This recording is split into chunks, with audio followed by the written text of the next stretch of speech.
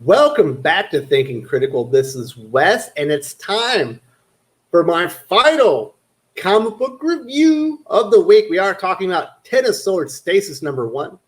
Now, normally I would review this comic on Sunday with Doc for this week in X-Men, but I thought the fireworks were going to start in this episode or this issue. I thought we would kind of learn about the Swordbearers of Arakko, and then we would kind of get into combat or at least the beginnings of it. That's not the case here, but I am going to review it anyway. I said I would. I did enjoy this comic, but not quite as much as I have enjoyed others. This is a 3.5-star comic. I'll call it a recommend. It's on the verge of a highly recommend. The art in this is really good.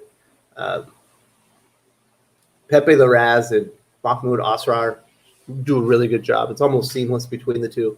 It's one of the better illustrated comics in Dawn of X.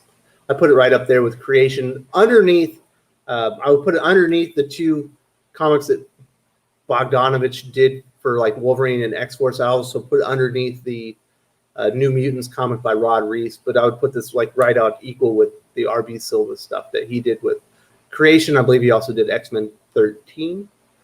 No, he didn't. He did Excalibur 13. What a waste. That was a crappy comic book, but this is pretty good. Not exactly what I expected. There's some issues in here, and that mostly is because there's two writers. Obviously, the head of X, Jonathan Hickman, is one of the writers, and then the creator that kind of thought of this idea or was the co-creator of the Ten of Swords event. Tini Howard is the other one, and you can really tell who's writing this comic when it happens, because the stuff by Tini Howard is like, I'm assuming it's by Tini Howard. There's parts of this comic that I find insufferable, and there's lots of stuff that's like cool, and there's other stuff that's just kind of cool. So not exactly what I was hoping for.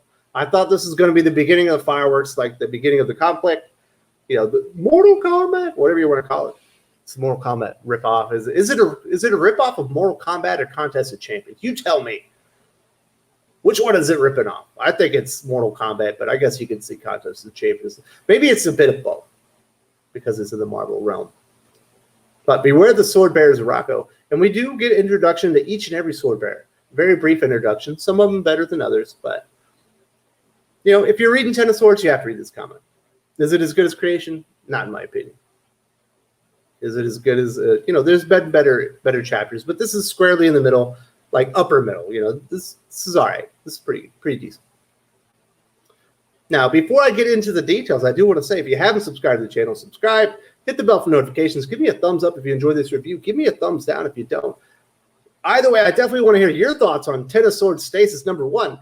Am I crazy? Is this a 5-star comic? Am I too nice? Is this a 1 or a 2-star comic in your mind? Definitely let me know in the comments section. This is a solid comic, but it's definitely not blowing my hair back. I'll tell you that. That's my opinion. But what do you think? Can you change my mind? I always like having my mind changed. Getting into the details, like I said, the art in here is really good. Pepe Larraz obviously is been with Jonathan Hickman since the beginning of House of X. He was the illustrator on that. I am very disappointed he is not one of the illustrators on one of the Dawn of X series, most specifically X-Men. Like it seems like why build him up as being a part of the fabric of X-Men with Jonathan Hickman if he wasn't going to be, continue being a part of it. They just used him here and there. Like RB Silva obviously was the other illustrator. He's like the regular illustrator on Fantastic Four now. Why? I understand Fantastic Four is supposed to be a big title, but you just blew his name up in X-Men.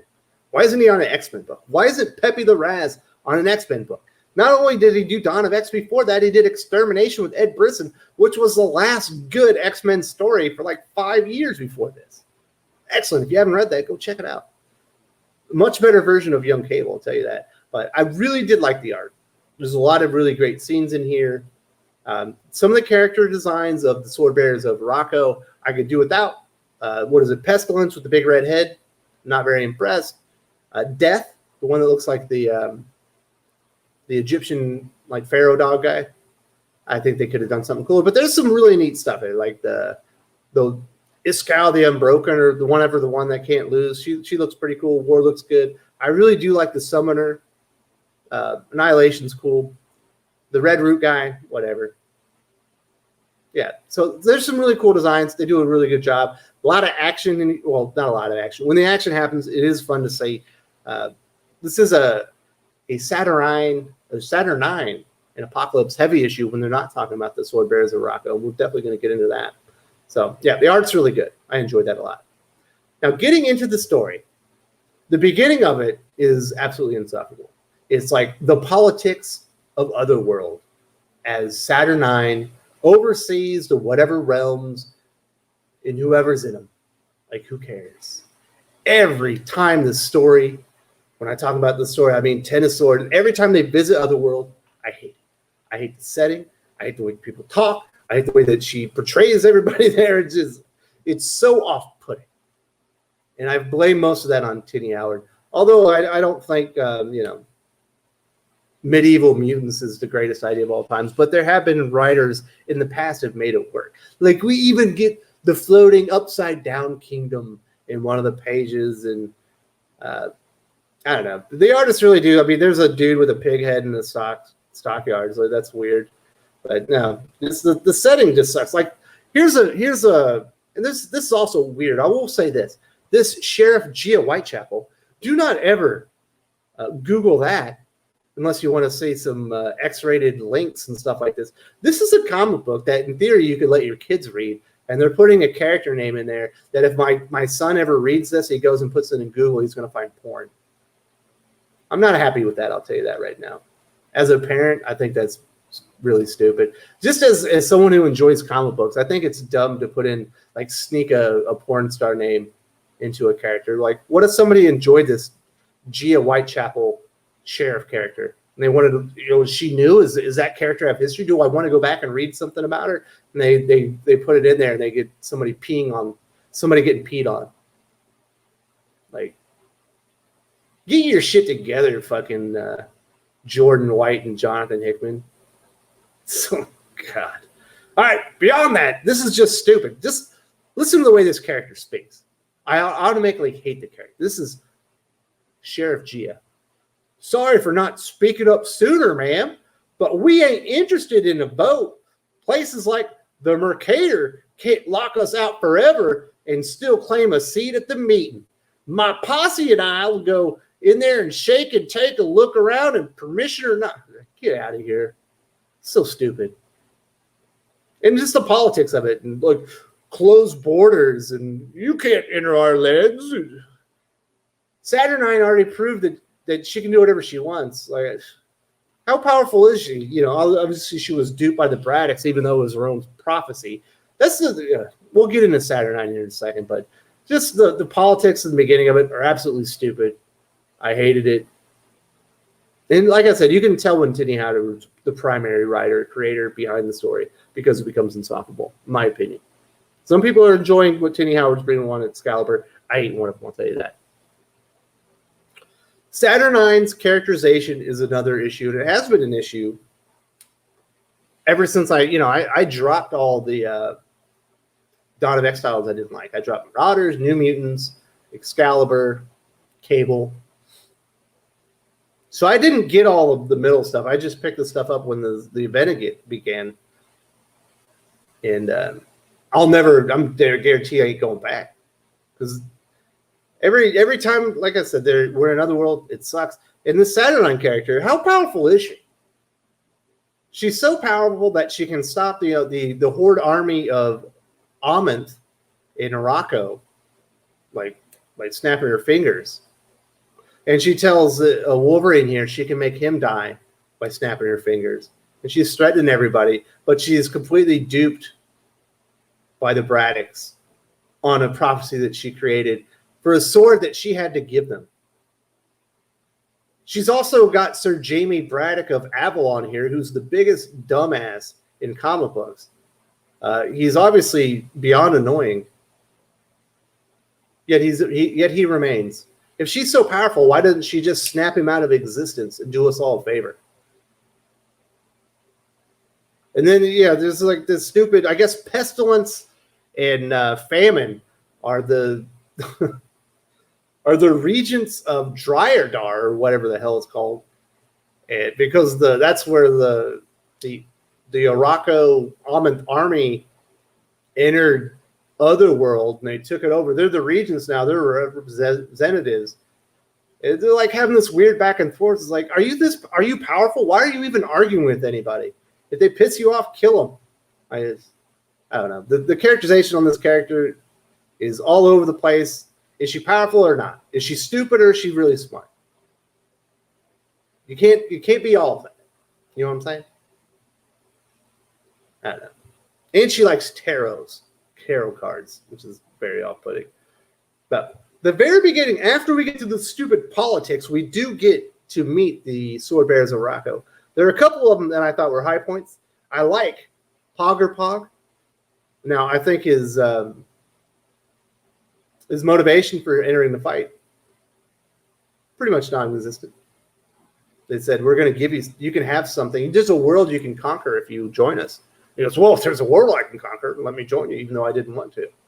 Even though I said I wouldn't, and I don't want your jewels. Apparently, he is an enormous alligator that wields a sword like a scarab, kind of like the one that Apocalypse has. I don't know. That's interesting. It's so weird and random that I like it. So I enjoyed that. The other one I thought that was cool was when Death, obviously one of the horsemen, went and retrieved his sword. I believe it's called the Black Bone of Omdus. It's in Ammon. And you can see there's all this horde has been laid to waste. And this is what he's told. When we made peace with the horde, we promised to respect their holy places. Most of all, this temple, home of their most sacred relic, the Black Bone of Amdua. Obviously, that's the sword. And Death says they worship death. And that's what they received. So I thought that was a cool introduction of the character. I think the design is kind of silly, but I do like the cut of his jib. That's a cool character introduction. The one I really didn't like, and mostly it's because the name is so stupid. This is the character name. This isn't the name of the sword. This is the character's name. The White Sword of the Ivory Spire. Does that sound like a name to you? The sword's name is Purity, but that's the character name.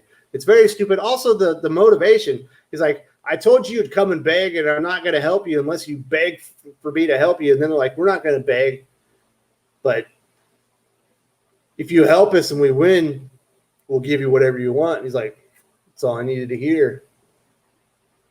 Because they don't have enough time to really get into the characters. The only character that had a good story really was Solemn. Obviously, that was in the Wolverine X-Force comic. These are really brief. I like these two here. This one on the right really sucked. There's nothing else really that stood out as good or bad. Another one kind of meh. So I did find the tarot cards less annoying this time, but I still hate tarot cards. So when the Swordbearers of Krakoa arrive in the Starlight Citadel, they are shown to their quarters so they can rest and get ready to meet their foes. Obviously by Saturnine. And they go in there, and Betsy Braddock, she gets the 9 swords, and she sees herself stabbed by 9 swords, obviously. Either she's going to be killed by a bunch of swords, or maybe it's an orgy. I'm not sure. Here we have Cypher's card is the 2 of Cups, and he and Gorgon, I guess they're going to go on a date, or they're going to have a drinks together sometime. That's Brian Braddock. What are they calling him? Captain Avalon, the Knight of Pentacles. He's riding a griffin. Is that a griffin? I don't think it's a griffin. I think a griffin is an eagle with the lion's head, or a lion with an eagle's head. I can't remember. He's on a large bird. And here we got Magic. She's the 2 of Wands. I don't know. Whatever. Looks like she's parting the Red Sea. And here we got Kid Cable's pissed because he's the fool. He obviously is on the spaceship, which he's already been on. And Wolverine has the strength card. He's getting choked out by the summoner. Obviously, those two are going to fight. And then, oh my goodness, Storm is taken aback because she's riding on a dead horse or a horse leading an army of dead. Whatever. I think all of this is stupid. I think tarot cards are dumb, but this is less annoying than before. At least you got the pictures, I guess. And then Apocalypse, he's really upset by his card.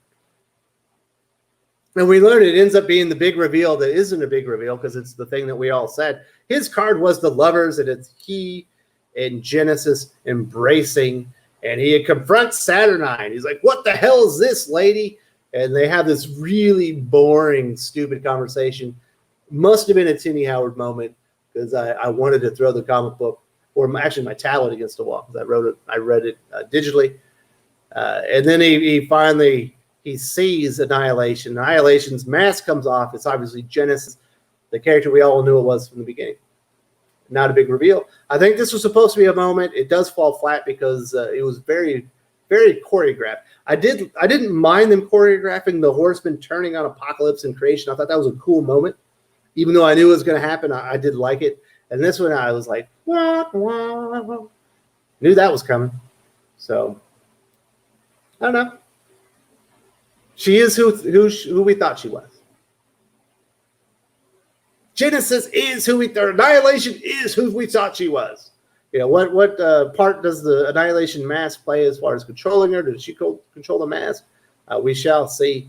Hopefully, Apocalypse kills her. But we'll see. I don't think Apocalypse is coming back. Let's put it that way. Even if he's successful, I think he might just stay there. We might not get Apocalypse back in X-Men. But there's some good moments in here. There's some cool stuff. The tarot cards weren't as annoying as normal. There's, you know, the introduction of all the Swordbearers of Arakko. Finally, probably should have been doing that all along. I prefer the way they did it with Solemn. I would have preferred to see them get their swords more than Krakoa's the mutants on Krakoa getting their swords. I thought that was really uninteresting. I thought it would have been much more interesting for character introductions. Maybe if we saw one of the mutants from Krakoa and then, you know, a counterpart from Arakko getting their sword. You know, obviously we had a crossover with Solemn and Wolverine, but it didn't have to be that way. You could have told both stories. I think it would have been more interesting and more impactful, but this is an all right comic book, you know. It's a recommend. It's not a highly recommend. The art's really good. There's some cool moments. The big reveal is exactly what we all thought it was, but there's far too much Tini Howard in this comic book for it to be anything really. It's probably more like a 3-star comic. I'm going to stay at a 3.5 star, but you could easily say this is a 3-star or less just because of the Tini Howard pretentious nature of her writing, and it's really boring and it's not very exciting, but. I don't know. I'm excited for the festivities to begin. Let's get with the action. The lead up has taken long enough. You know, it's only been this is chapter 11 plus we have the 2 preludes, so it's only been 13 chapters without any fights. Let's get to the fights, shall we? Can't wait for that. Obviously, there will be a This Week in X-Men on Sunday with Doc. We're going to talk about some of the plot lines, what we're looking forward to as the story moves ahead. He'll probably give his thoughts on Ten of Swords Stasis #1. But obviously, I'm not going to talk about it again because I just did a review on it. What else we got? Oh, tonight there's going to be Perch is going to join me. We're going to talk about with all the layoffs at Disney and Warner Media, how's that going to affect Marvel and DC? So that'll be on there. And then we're also going to talk about some of the bad things happening at IDW on Saturday night. Obviously, Saturday morning is the Comics Aficionados. I think we're going to talk about the best storylines in all of the 2010s. So that should be fun. Wow. Hopefully you'll join me for that. That is live right here on the channel, 10 a.m. Eastern Standard Time in the morning. Your Saturday morning delight. And that'll about do it. Hope you enjoyed this more than I did. I just thought it was all right. If you enjoyed this video, please give it a like. I would appreciate it very much. It helps us attract more views for the channel. Subscribe for future commentary, comic book news, and reviews. And don't forget to ring the bell for notifications. If you want to talk comics, movies, and much, much more, you can follow me on Twitter at Wes_from_TC. With that, Salamat Po, and I'm out.